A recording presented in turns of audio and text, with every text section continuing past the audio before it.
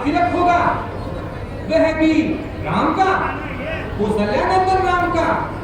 पर मैंने तो कैकेयी नंदन भरत को गोदी में खिलाया है, वह मेरी ही गोदी में तो पलकर बड़ा हुआ है, क्या उसका राज तिलक नहीं होगा? अगर ऐसा नहीं हुआ तो यह मंत्रा दासी सूर्यवंशी राजा दशरथ के महलों में वह आग लगाएगी, वह आग लगाएगी जो वर्षों तक सुलगती रहेगी, किसी के बुझाने पर नहीं बुझेगी, क्योंकि यह मर्द बुद्धि नहीं औरत बुद्धि है, औरत बुद्धि।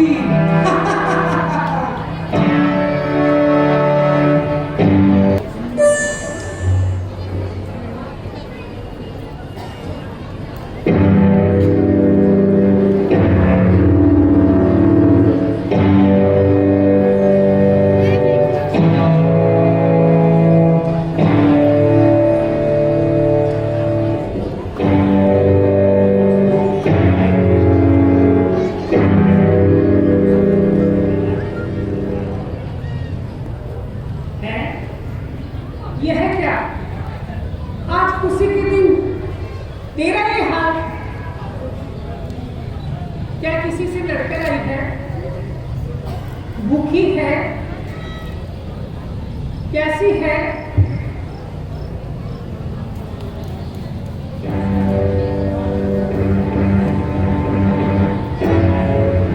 तो फिर क्या बात है मंत्रा बोल, तुझे मेरी सौगंध है, बता, जल्दी बता, किसने किया तेरा ये हाल? क्या तुम्हें मालूम नहीं रानी जी, कल राम का राज तिलक होने वाला है। देखो रानी जी देखो, राजा जी की चालाकी तो देखो, वे तुम्हें प्राणों से भी ज्यादा प्यारी समझते हैं और तुम्हारे पुत्र को राज दुलारा कहते हैं। पर राम का राज तिलक करके महाराज भरत की जड़ ही काट रहे हैं। सावधान रानी जी सावधान। चुप रह मंत्रा, अगर ऐसी बात फिर मुंह से निकाली तो तुम्हारे लिए अच्छा नहीं होगा। यदि सचमुच कर राम का राज तिलक है तो इस संवाद के लिए मैं तुझे वह आगे नाम दूंगी। बोल मंत्रा बोल, बोल मुझे इस संवाद के लिए क्या चाहिए? रानी जी मंत्रा मार की भूखी नहीं है, पर भरत की जगह राम की जगह भरत का राज तिलक हो, यह बात भला मंत्रा दासी कैसे सहन कर सकती है? रानी जी तुझे ऐसी बातें करते शर्म नहीं आती? चुप रह। रानी जी राजा जी की चालाकी तो देखिए, उन्होंने भरत को ननियाल भेज दिया ताकि राज तिलक में कोई विघ्न ना पड़े। वाह! चुप रह, तू कौन होती मुझे ऐसा कहने वाली? क्या तू जानती नहीं भरत और राम दोनों एक ही वृक्ष की दो शाखाएं हैं। भरत मुझे राम से बढ़कर और राम तो मुझे भरत से भी ज्यादा प्यारा है। दोनों ही मेरी आंखों के तारे हैं।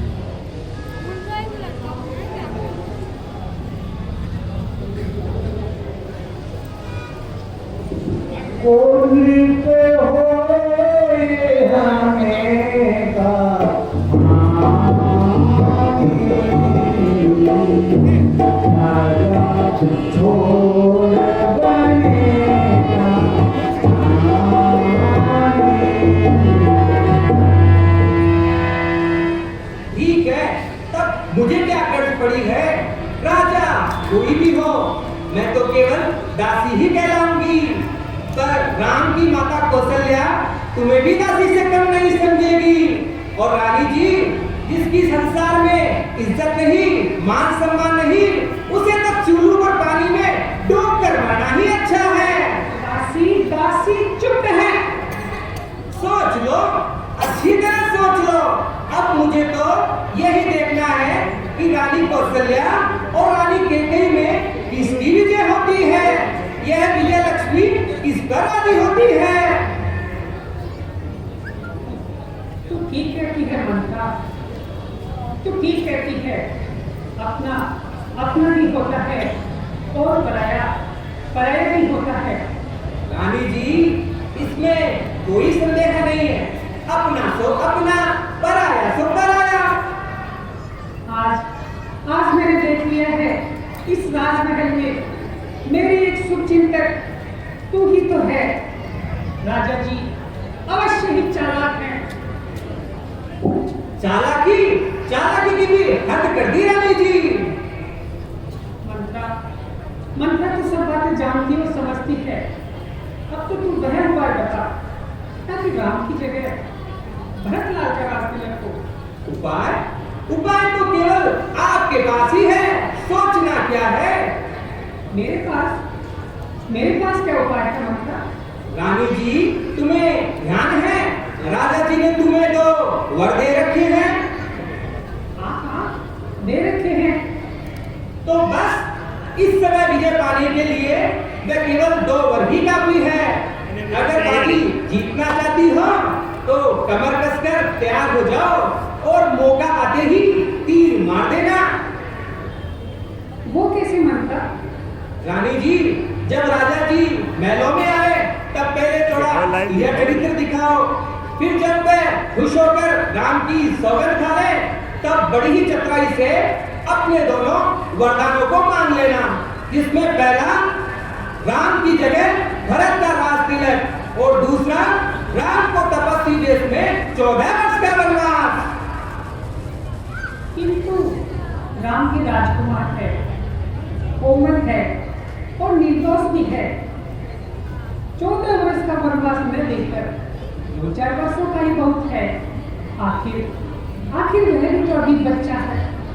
रानी जी, क्यों अपनी नाव किनारे पर लाकर तूफानों में ले जाना चाहती हो? क्यों अपने पांव पर स्वयं ही कुल्हाड़ी मारना चाहती हो? जो तुम्हारा सर्वनाश करना चाहती है तुम उसी पर दया दिखा रही हो। क्या तुम्हें मालूम है रानी जी, इस अयोध्या नगरी में 14 दिनों से राज तिलक महोत्सव की धूम मची है। इसलिए तुम उस स्वतंत्र कौशल्या से 14 दिन का बदला 14 वर्षों में लो। इतने दिनों में भरत भी लोकप्रिय हो जाएंगे। अगर राम उन्हें हटाना भी चाहे तो भी नहीं हटा सकते। कुछ समझी? समझी, मैं अब समझी। अब कौशल्या की मनमानी कदापि नहीं हो सकेगी मंत्रा, कदापि नहीं हो सकेगी। तो वह देखो संध्या हो चली है। को भवन में जाकर अपना जाल बिछाओ। अब ऐसा ही होगा मंत्रा, अब ऐसा ही होगा। और तुम निश्चिंत रहो। और रानी जी, एक चीज का ध्यान रहे, राजा जी की किसी मीठी बातों पर नहीं आना है। अपने उद्देश्य में सफल होकर ही लौटना है। ठीक है मंत्रा, अब ऐसा ही होगा।